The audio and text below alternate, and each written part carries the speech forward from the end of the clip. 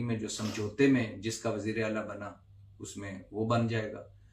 और इसी तरह सिंध में पीपल्स पार्टी, तो पीडीएम 2 होने जा रहा है या पीपल्स पार्टी हुकूमत बनाने जा रही है, मुस्लिम लीग नून हुकूमत बनाने जा रही है, सदर मुस्लिम पीपल्स पार्टी का होगा, बलूचिस्तान में किसका वजीर आला होगा, ये अगले 24-48 घंटों में सब कुछ वाजे हो जाएगा। लेकिन बात वही है कि बड़ी दिलचस्प सियासत है जिसमें अखलाकियात नहीं है, असूल नहीं है, मंतक नहीं है।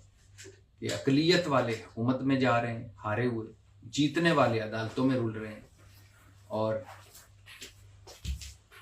फिर से पीडीएम 2 तमाशा लगने वाला है।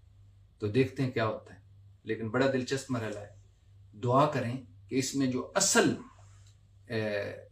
इसमें फरीक है, जो अवाम है, वो जो मुंह देख रहे हैं, उनकी भी सुनी जाए, इस मुल्क की भी सुनी जाए, और इस मुल्क के मसाइल भी हल हो पाए।